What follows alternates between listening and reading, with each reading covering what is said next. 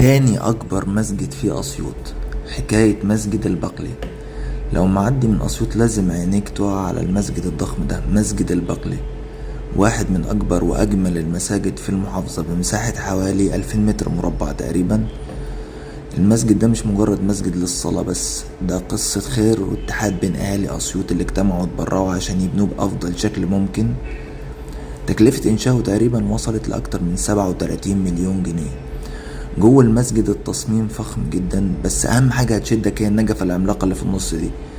مشهد يخطف العين، ده غير الخطبة والصوتيات اللي بتخليك تعيش أجواء روحانية من مستوى تاني خالص. مش بس كده، المسجد كمان قريب من جامعة أسيوط، وده بيكون مليان طلاب ومصلين، خصوصا في رمضان وصلاة التراويح والأيام الحلوة اللي احنا فيها دلوقتي.